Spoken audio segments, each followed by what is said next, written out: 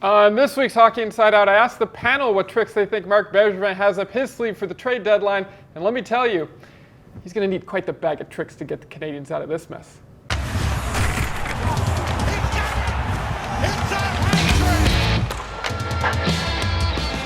Welcome to this week's edition of Hockey Inside Out, which is brought to you by Madison's New York Grill and Bar in downtown Montreal on Drummond Street. That's the one across from the Bell Centre, your home away from home for Canadiens road games.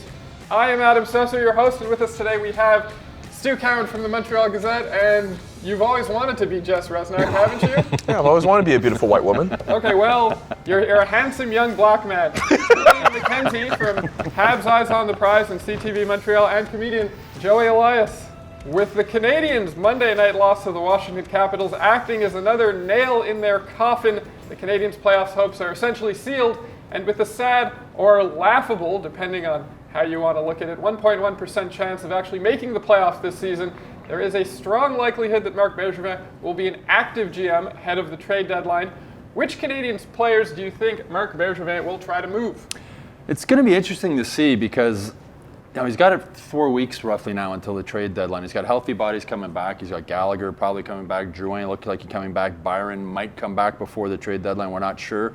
So it's going to give him, if he has a healthy roster, he'll get a better look at what this team might look like next year if he did nothing and they were all healthy. So I don't think he's going to be in a rush to do anything. I think he's got a little bit of time to play with now and see how, when everybody comes back, how the team looks, and then he can sort of decide what he wants to do moving forward. Kovalchuk's a guy, number 3 on TSN's trade bait list, so he's obviously going to be getting some calls for him. As I wrote this week, I wouldn't be in a rush to trade him because this is a team that for so long hasn't had goal scorers. They need somebody that can score. They lead the NHL in shots. They can't put the puck in the net. So if he gets a good offer for Kovalchuk, you move him. But that's the main guy, I guess. Jeff Petry's on that list too, but I'd be hesitant to move him. You got 1 more year. There's no rush. You can trade him next year at the trade deadline if you want. I hope the Canadiens don't trade Ilya Kovalchuk, mostly because of the fact that he's able to bring scoring ability to the team. And by all indications, it seems as if he's kind of immersed himself into that locker room very well. Everybody likes him. Everyone likes him. He took the team out for dinner, which led to a couple games being won just before the break. And this is a guy who, when you see him at the Bell Center, a lot of fans get excited for. This is a guy people haven't gotten excited for since, probably Alex Kovalev, really. It's quite telling that a 36-year-old who hadn't played in 2 months ended up being this great talent for the Canadiens still. So I hope, he's still skilled. I mean, you watch him Absolutely. at practice. At practice the other day, they played 2-on-2, like a 2-on-2 overtime. He was the most exciting guy on the ice. He's still got the skills. He can still shoot the puck. He's still fun to watch. So I wouldn't be in a rush to move him, but you got to listen to what kind of offers will come. Exactly. You have to do that for everybody as well. So I hope they don't do it for Ilya Kovalchuk, but I can see them, if they get an offer they can't refuse, of course. And Thomas Tatar's another option as well, considering how he's been playing. Jeff Petry's also another guy who's gotten looked at as well. There are some options for Marc Bergevin to play with if it gets to that point at the trade deadline. But I think for the good of the team, if you're able to hold on to Ilya Kovalchuk, that would be good for the locker room going forward. I think Marc Bergevin, we have no idea what he's going to do. No. Because he's never, ever played the straight, this is the way it's supposed to be, this is what I'm going to do. We're not trading PK Subban. Right. Yeah. So I think with all the injury guys coming back, and you have about 3.5 weeks until the deadline. I would give it a chance, see how the team plays as, they wanted to see this roster, healthy, full.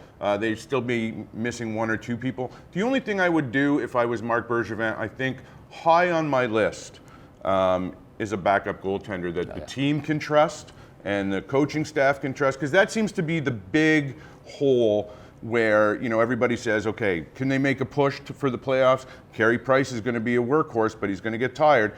You need that backup goaltender to give the Canadiens a chance. I'm not saying that Lindgren or Primo didn't give him a chance to win, but it just seems that they need a bona fide backup with NHL experience that could kind of relax the team when that person is in net, not Price, and they can go out and go, we still have a good chance. It's not a rookie. You do, and you hear people saying, Bergevin is going to come at the end of the season and use the excuse of injuries and other excuse.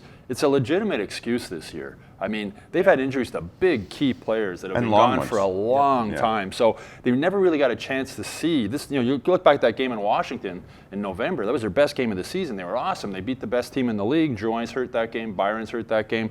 Armia is hurt later. Gallagher's hurt. So they've had a ton of injuries. That's why I'm saying I think with everybody healthy, he'll get a chance to look and see what he can do. And I wouldn't be surprised if he does nothing or does maybe a minor move, maybe trading a Nate Thompson to if we can pick and open up a spot for Ryan Poehling moving forward. But we haven't really had a chance to see a healthy Canadiens team this year and what they can really do. And with that full roster, with the Canadiens pretty much being out of it, you can put Charlie Lindgren in more of those games as well, and you can see how he looks with a healthier squad in front of him as well. So if it gets to the point in the offseason or next year where if he plays well enough, maybe he could actually assert himself as the true backup to Carey Price for next season. I always bring up the Oakland A's. I don't think the season's over until there's a 0% chance. Yeah, and It's 1.1% chance. That's right. And you know what? close to But zero. you look at some of the teams in the past that have made a good push towards the end, and now, look, they got games against division teams. These are all 4-point games. They're huge.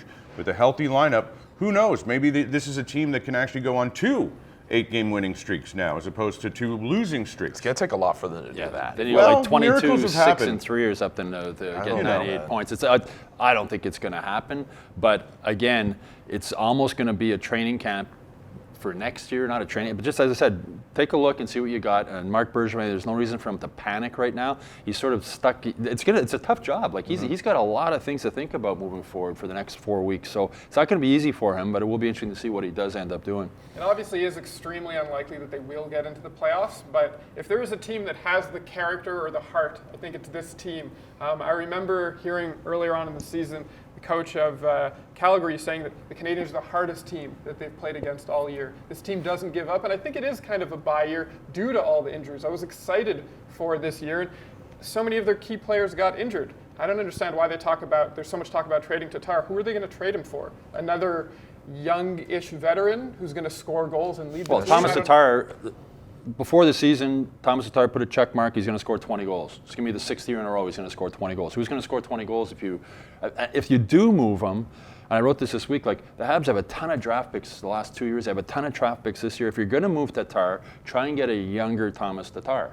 Like another draft pick, Yeah, and the Canadiens have such a great reputation of developing draft picks, right? So it's a draft picks are always a crapshoot, right? You never know what's going to happen. So if they do move Tatar, I'd rather see them move him for a younger version of Thomas Tatar. Well, who wants an older version of Thomas Tatar? Well, Thomas Tatar is only for a younger 29, and version? he's also one of the fittest guys Yeah. in the NHL. I mean, he's a young 29. It's a little tiring that this question is still relevant after all these decades, but do you think the Canadiens as a team are simply too small to win consistently? The injury thing is a little bit comes in small. Byron's a small guy. Gallagher's a small guy. The thing is, their small guys play big. They do need more size. That's why Ryan Poehling, I think, has a bright future with this team. Just as a big body who can be like a third-line center, can kill penalties, hard against the boards, hard to play against. But yeah, they do need to add size. I think they really do. It's size and mobility. That's what I think is a big thing. You don't want to get to a point where you just get a whole bunch of big players and look at a guy like Michael McCarron. Remember they drafted him. They wanted a guy with size. He wasn't a fit for the NHL as it is, and now he's an AHL player. I think he's going to be a career AHL guy. But I think with this team going forward, if size is obviously a necessity, but they need to be mobile. You can't just have big lugging guys who are just 6'4", but are just pylons defensively or offensively. You need mobility. They're big on defense already. Weber's big. Yeah. Scott's big. Petry's bigger than people think he is. Scandell is a big boy. Cale Fleury hits like a truck. So on the back end, they're big, but they could use another big body up front to go along with Poehling and Armia. The good thing is that they're fast. So, they make up in speed what they lack in size, and hopefully you think that they can get around the bigger guys with their speed.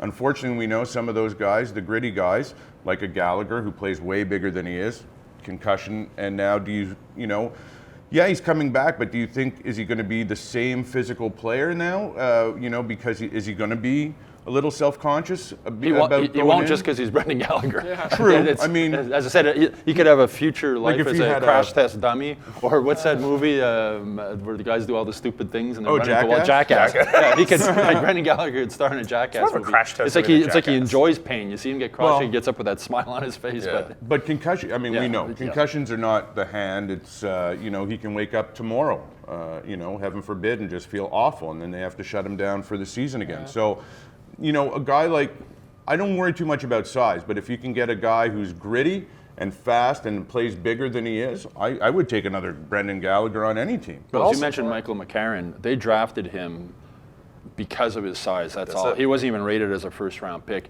And Bergevin was thinking old hockey when they drafted him. Oh, we can teach him. We can get him to skate. He could never skate well enough to play at the NHL level. Big body, but the game's changed. Like, there's not such an emphasis on size, but you still need a little bit of size. Like, you still need. That's why, as I said, a Ryan Poehling, a big guy who can skate, is really. Those guys are really important in today's NHL because you got to be able to skate. Just one more Yoel Armia, I think, and we're good to go. Gallagher and Drouin set to return any game now. What impact do you see them having on the team? I think a lot of the guys will be happy to see them back. Those were guys who were having pretty decent years before they got injured, and as Stu was alluding to before, it gets them closer to being a healthier team. And with the team out of the playoff chase, maybe people on the team will feel a little less pressure, and they'll just kind of play freely and just see how the rest of the season goes. And seeing a guy like Jonathan Drouin, that was a guy at the beginning of the year, I know a lot of people were trying to heighten up expectations for him, and it looked as if he was going to meet those expectations, and only for the injury to kind of derail his year. And obviously the Canadiens here pretty much they had 2 8-game winless streaks after that Washington game, after the game where he got injured. So I think especially for a guy like Drouin, just for him to kind of finish off his season on the right note, an opportunity to kind of make up for time lost, that'll be good for him. And Gallagher, obviously, he's a heart and soul, big part of the heart and soul of this team. It's just good for the players in the locker room, even if they don't make the playoffs, just to see those two guys back. It'll be a bit of a trickle-down effect, too. It'll be interesting to see how Claude Julien sets up his lines when these guys are back. Kovalchuk had replaced Gallagher at practice the other day. Gallagher was back in that spot. So it'll be interesting to see how he mixes and matches his lines when everybody's healthy. The good thing is, obviously, seeing those two guys in the lineup, you'd think that all of a sudden the goals will start going back in. I mean, Drouin was on a great pace.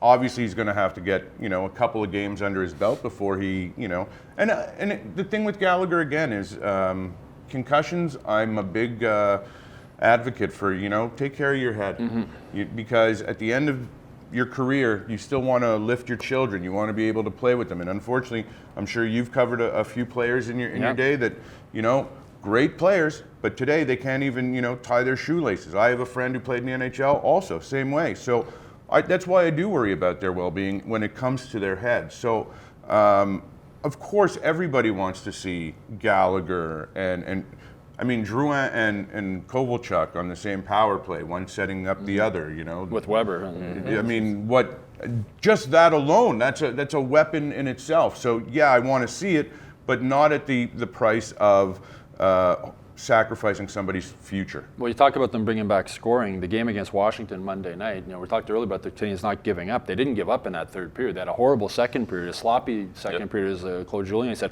Third period, they were all over Washington. They had tons of scoring chances. They couldn't score. Kovalchuk had a couple, and the goalie Holtby made a couple of good saves on him. But that's where they just need, with Drouin and Gallagher in the lineup, you figure one of those chances goes in. Yeah, they need more finishers on this team. I actually thought that game on Monday was probably Kovalchuk's worst game as a Hab. I thought he looked lost at times, as opposed to the other games where he looked like a really good offensive threat for the team. But they need finishers, and I think having Drouin in that lineup for that game would have made a huge difference. Kovalchuk looked to me that game like he was trying to do too much. He was trying to carry the puck. He was trying to do everything himself. Well, that's what's going to happen when you have a guy who knows he can finish and nobody else can. You're going to try being that guy for the team. Like you said, he's endeared himself to the team. He wants to do everything, but he can't do everything. Nobody can do everything. So yes, hopefully some of these players coming back take a little pressure off Kovalchuk himself. Maybe it also takes the pressure off some of the other guys, and all of a sudden we're going to see productivity. Yeah, I think we'd be having many different conversations if Drouin never got injured. It feels like a lifetime ago when we were talking about. It seems like you got injured last season. Yeah, you remember that? Like Knuckles and I were like going at each other about Drouin. You remember that? Who's that guy? You can take Knuckles. Don't back down from him. Yeah, let's bring up that name again. He's an old man. He's an old man now. I hope Knuckles doesn't hear that. Oh my God! Trying to get me killed? Trying to get me fired? Oh Lord! Wow. The first half of this show has been brought to you by Madison's New York Grill and Bar in downtown Montreal on Drummond Street. They do holiday parties and corporate events. How important is it that the Laval Rocket make the playoffs in the AHL this season? And do you think the Canadiens should help them out by sending some players down? Absolutely. They're in another year where Joel Bouchard is doing what he can with the team, and I think if you talk to some of those players right now, they say that they're in that playoff mode. I know I was talking with Matthew Pekka and Jake Evans about it a couple days ago, and they were saying how obviously they feel they're in that mode, and they also know how important it would be for the city to actually see some playoff hockey, and how there's been all these fans who've come to Rocket games over the last little while, and they want to see this team go far and try to make a Calder Cup run. And now we're talking about how banged up the Canadiens were throughout the year. The Rocket had some injuries as well, and a lot of their guys were sent up to the Montreal Canadiens, and now they're starting to get those guys back. So I think it's pretty important if the Laval Rocket, they're currently in that chase to hold on for the fourth and final spot in the North Division and try to stay there. And it would be really important for this market just to see them play some playoff hockey and know that it's not just the Canadiens team to look at to try and make the playoffs. It's the American Hockey League team as well that could make a run as best as they can. Well, we were talking about this on the last segment, that this city goes crazy. You know, there's a vibe when the Montreal Canadiens are in the playoffs. If the Laval Rocket make the playoffs, maybe the vibe, you know, with everything, they move the Ferris wheel from Drummond Street out there. Do you think people will care? I think people not as much. They won't care as much, but if the Montreal Canadiens don't make the playoffs and Laval does, I think that'll take the city depression just down, not a lot, but a notch. I wouldn't send anybody down on purpose. They are going to be sent down because the injured players are coming back. But you obviously want to build up a winning culture, you know, when they're young. And you want it so that way when they do move up to the NHL, they already have this ingrained in them. Okay, we know how to win. We know how to overcome, you know, obstacles. We were in 6th place and now we're in 3rd. They know how to do that. I wouldn't rush that along too much. I mean, if it is a lost season, then sure, maybe towards the end, and if Laval does get eliminated as well, yeah, let the kids play. But until then, if I'm the Montreal Canadiens, I'm going full tilt until, you know, there's a little E next to my name on the standings. And in Laval, you got to live with what the Montreal Canadiens decide for you to do. That's the way it works. Well, you look back the last time the Canadiens Prime team won the Calder Cup was Hamilton. Carey Price was on that team. PK Subban was on that team. I think Thomas Plekanec might have been. There was a lot of guys who went out to play in the NHL, and it's you don't want that losing environment, guys coming up through it. Would it be a big thing in Montreal if they make it? I think it'd be a little bit of a ripple. I think it would be good for business for Laval, because for people who haven't been out to Place Bell in Laval, it's a gorgeous arena. It's a great place to watch a hockey game. There's not a bad seat. Prices are reasonable. So from that standpoint, it would be good from a business standpoint. And it would be good for the young players developing. We're talking about, are they going to send guys down to help them out? I could see maybe Paling being sent down and being told, when he went down at the beginning of the season, he wasn't happy about it. But now I think he's got enough of a taste of the NHL that they say, look, we want you to go down there. You're going to be our number one center. You're going to play power play. You're going to play penalty kill. Go down there and dominate. Go down there and dominate. I think that would be good for him. I think he would be in the right mindset now to do it. Cale Fleury, maybe I could see him going down. And the other guy would maybe be Dale Weiss. Dale Weiss played in his 500th NHL game. Max Domi tweeted the other day, and he told me also that Dale Weiss is one of his favorite all-time teammates. Dale Weiss is a great guy. Yeah. He's just a fantastic guy. So for him, if he was to go down there, I don't think he'd go down there sulking. I think he's happy he played his 500th game. He'd go down there and skate his butt off, just like he does up here. So I can see them helping out the team a little bit in that way. Would it be good for them to get in? Yeah. Is it going to be, Montrealers going to be driving around with Laval Rocket flags in their car? I don't think so. But it would be good for the organization. It would be good for the young players. And hockey fans, Montreal fans, you can go to Laval and watch a playoff game. Yeah, and the fans have shown that they do care about the younger players coming up, and seeing a guy like Ryan Paling go down would be good. They get an opportunity to see a guy like Josh Brook develop as well and go through a whole playoff run. Caden if it gets Primo. to that point, Caden Primo as well. The fans have shown that they are willing to be interested in some of those younger players. So seeing them in a situation where they can make a run, if it gets to that point, I think we'll see fans care a little bit. Obviously, not as much as if the Montreal Canadiens were in this position, but I think people would be quite surprised at the amount of people who would bandwagon the Laval Rocket if they made a run. Well, it's also more affordable. Well, all playoff hockey is good. And it's last fun. year, after the Canes were eliminated, I went to watch McGill and Concordia play playoff hockey. It's fantastic hockey. There's just something about playoff hockey. So it'd be fun to have some kind of playoff hockey in Montreal. I think fans are starved. Well, here's an idea. They send their A team down. You got Weber, Price, Kovalchuk all down to the Rocket. They guarantee a win. Boom, Montreal has a championship. And you make that joke, but I mean, the Rocket have some Carl Alsner's there. There's some veteran presence down there as well. And if you send Dale Weiss there, I don't know, man. That's a pretty good playoff lineup. That's a good 95 NHL Sega lineup. You know, don't underestimate the Rocket if they get to that position. How concerned do you think Jeff Molson is about the growing number of empty seats and empty lodges at the Bell Center as we enter what looks like is going to be another playoff season without any playoff revenue for the Canadiens? Well, the Washington game was officially a sellout. There was empty seats. I know people told me that if you went on the team website before the game, you could still buy tickets. I don't know if they were resells. I mean, a lot of the empty seats were down low. I imagine it's season tickets that people couldn't get rid of or couldn't resell or whatnot. But yeah, there should be a concern. Even if empty seats don't buy beers and souvenirs and all that other kind of stuff. And the only thing worse than fans being angry at the Canadiens is fans not caring anymore. And when that sets in, then you have a problem. And if you remember, when the Bell Center was first built, it was empty. There were a lot of empty seats, and people at the time were saying, oh, it's too big. They built this out. No, they're never going to fill it. They're never going to fill it.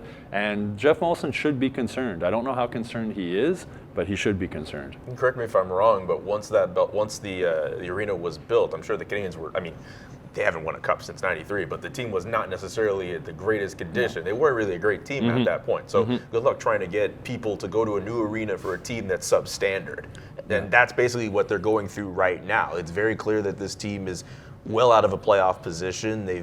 I know there's some guys there that are trying, but this isn't really that great of a Canadiens team. So especially for the casual fan, like why put out all that money to go see a Canadiens game, especially with the way that they've been going for this year? I think Jeff Molson should be concerned, and I think he should look towards next year and start thinking, okay, well, what can I do? What can Marc Bergevin do? What can the organization do to bring some of those fans back? I feel like the atmosphere that was there this year for games, considering how the team was, it didn't match up at points. There were some highs, but I feel with the atmosphere overall, it was just kind of laissez-faire, like kind of blasé. Like it wasn't, I don't know. I kind of miss those days where the Canadiens were at least kind of decent and you know, you could see those raucous crowds.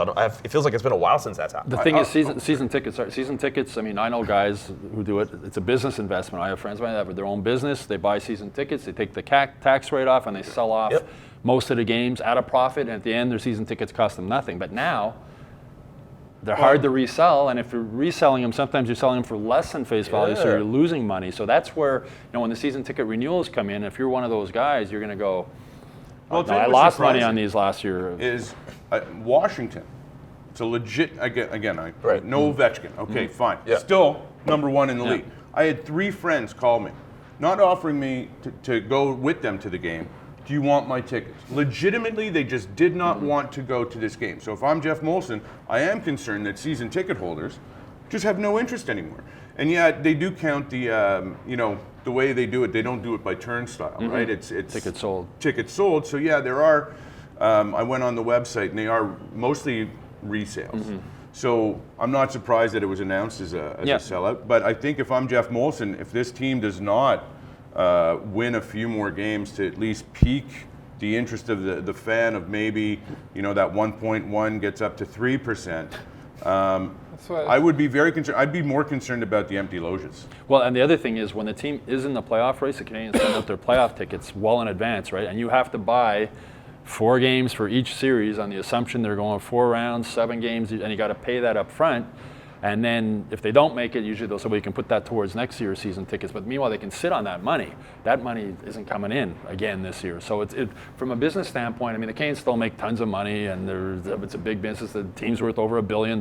So, you know, we're not going to, no, Jeff Molson, don't feel sorry for Jeff Molson. No. But from a business standpoint, he should be concerned, I think. But I give him credit because I guess he realized that there was a problem with ticket sales. And they were creative. Yeah, we've mentioned that, you know, we've never seen the Montreal Canadiens have to advertise on buses and in It's metro still very stations. weird when it happens on those university nights as well that they started bringing in as well. It's weird. But you got to give them credit for trying to bring people in. And a new group. I have nothing. Listen, the university nights are great. The family nights are great. The nights themselves are fine. It's just the idea of them needing well, to do that. What it does that is I it find allows weird. the average fan a chance to go, because the average fan has been outpriced, not just with the Canadiens, with most pro sports. Sure. The average fan was outpriced a long time ago. You know, you can't 100%. afford the tickets or the $13 beers or whatever else. So at least, as you're right, with this, they're actually trying, that's future clients, right? If you can get younger kids, university kids coming in, they like it. Maybe when they're businessmen later, they might want to buy season tickets. So it's, you know, they've got their work cut out for them. All right, well, that is all for this week's show, which has been brought to you by Madison's New York Grill and Bar in downtown Montreal on Drummond Street, across from the Bell Centre, where you can wait out the traffic and enjoy their $10 specials after every Canadiens game. Who would you like to see the Canadiens get rid of and or acquire before the trade deadline? Let us know in the comments section below. My name is Adam Susser, and we'll see you back here next Thursday.